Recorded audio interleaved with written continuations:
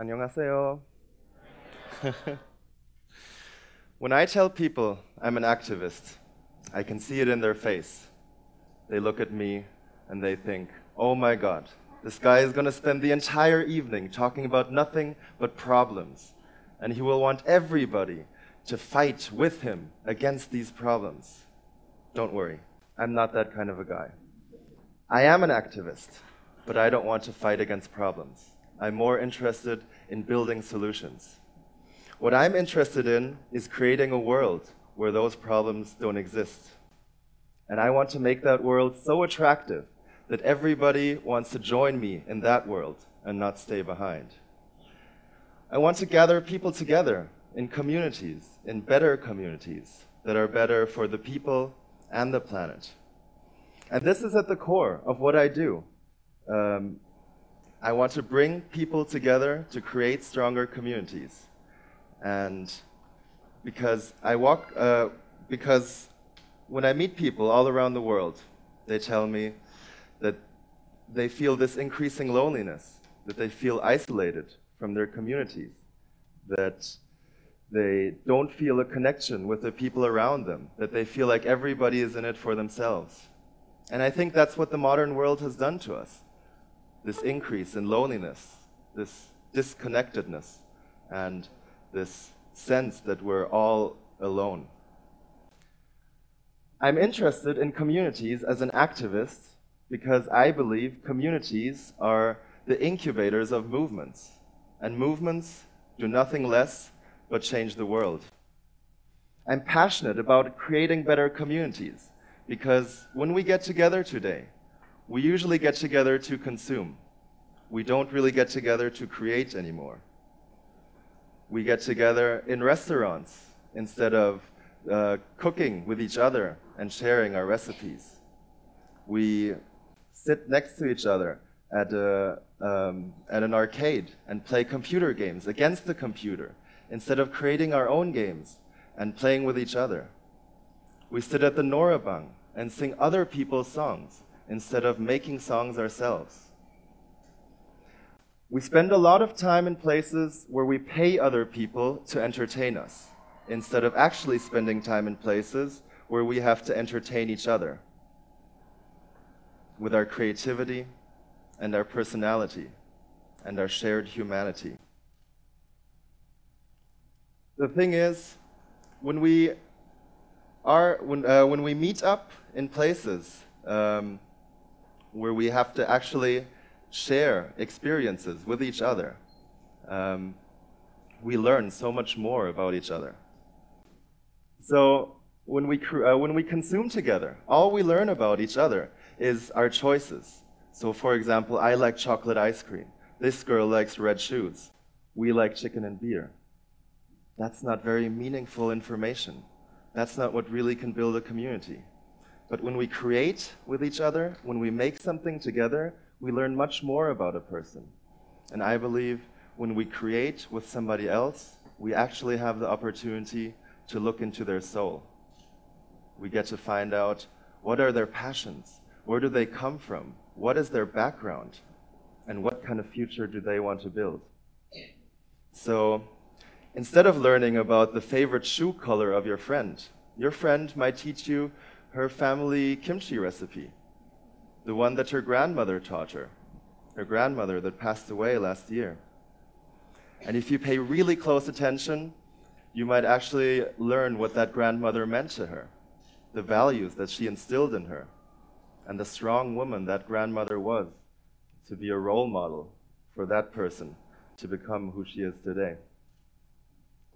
So that's what I'm interested in.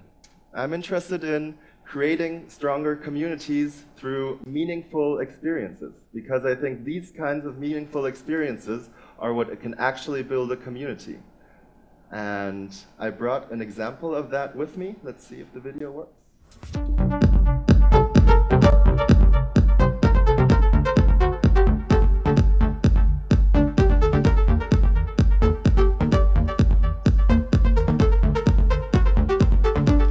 this look like a demonstration to you?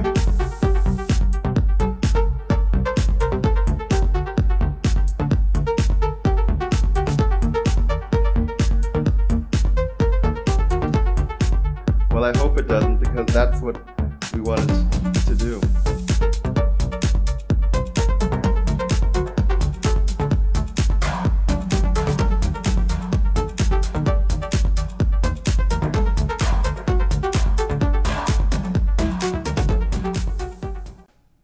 This is the Silent Climate Parade.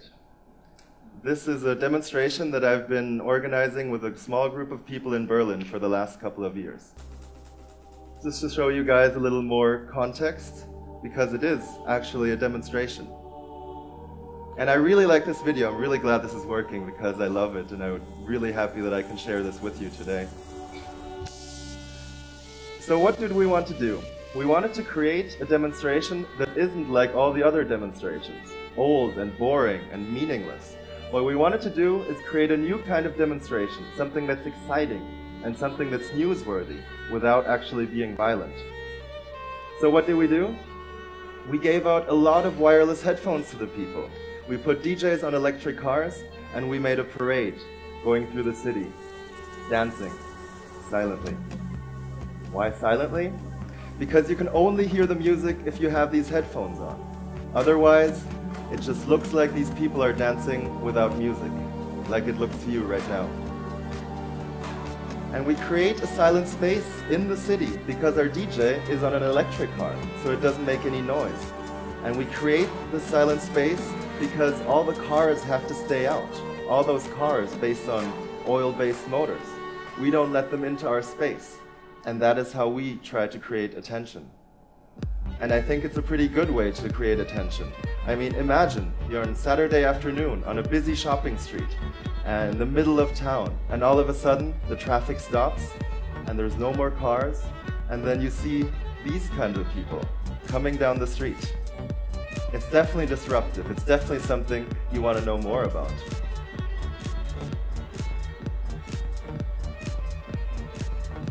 So the Silent Climate Parade started in 2009 when there was a call for action. There were thousands of events planned for one day to stand up together and say, we want action on climate change. We want a better future. We want a sustainable future. And people all around the world organized around that one day and came up with demonstrations everywhere. And we wanted to be part of that. But we didn't want to be doing the same kind of demonstrations that all the generations before us did. We wanted to be different. So how are we different? Well, first of all, we don't scream at people. I don't like when people scream at me, so why should I scream at other people? And I don't think that's very effective, because do you ever believe the people who just yell into your face? No, instead, we try to be a friendly parade. We try to be something that is fun, something that people can enjoy. And when we go through the streets, people actually see 800 or more people walking down the street and just dancing without music. And they think, what is that? What are those people doing? Why are they dancing without music? Are they crazy? Are they artists? What's happening? Oh, they have signs. Ah, and there's the guy. He's giving out a flyer. I'm gonna get a flyer. I want to find out what this is. And this is what most people think when they see the Silent Climate Parade for the first time. We don't look like a traditional protest, so they can't really understand what we are, so it makes them curious. They can't put us into a category, so they keep watching us to make sense of this spectacle that we're offering. And it's a fun spectacle. We're not intimidating like most protests. We're actually keeping our messaging strictly positive, because we're not against anybody or anything in particular. We're demonstrating because we're actually demonstrating the kind of future that we want to live in. And we're inclusive. We want everybody to join. We tell people, come with us, join us, have fun with us. In fact, it would be more fun for everybody if you would be on board. So what we're doing is creating a community to spark a movement.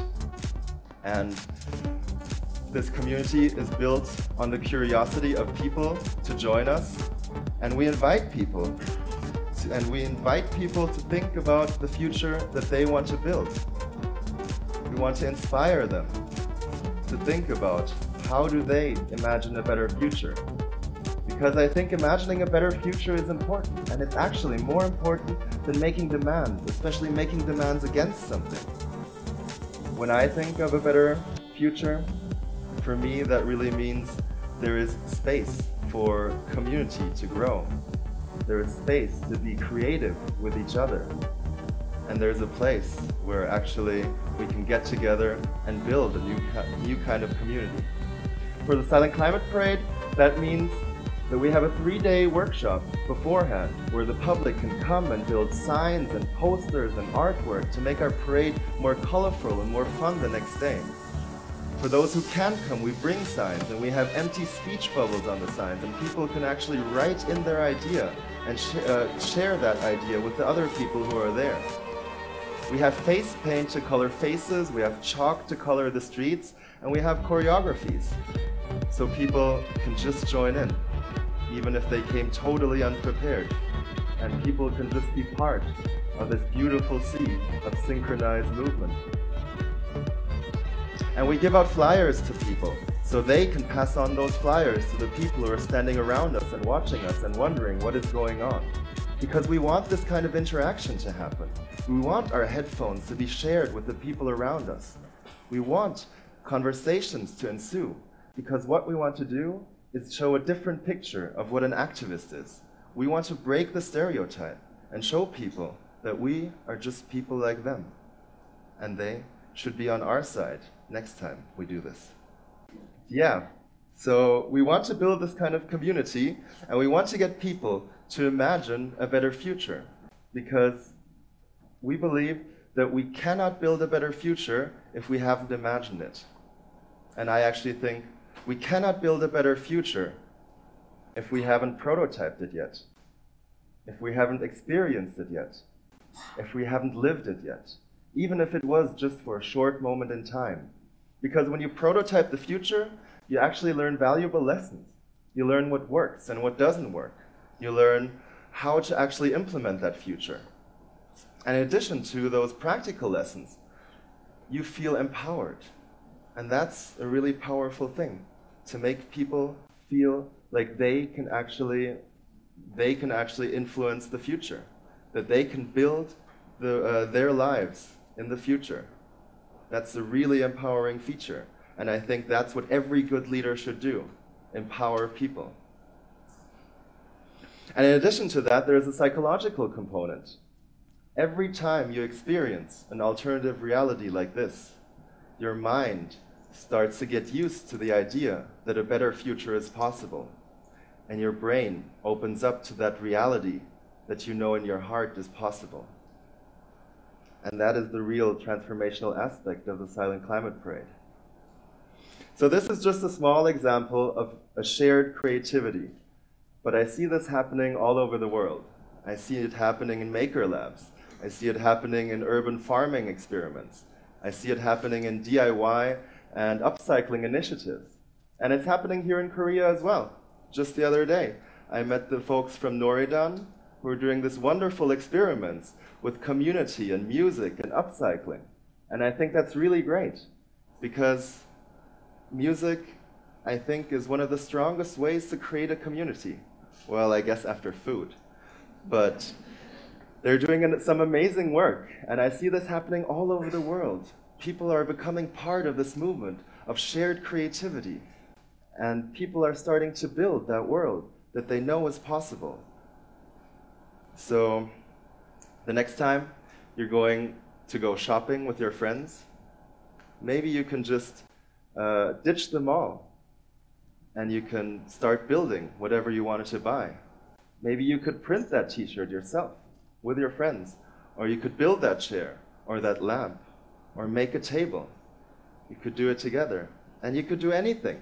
You can draw together, you can plan together, you can sew together, you can build together.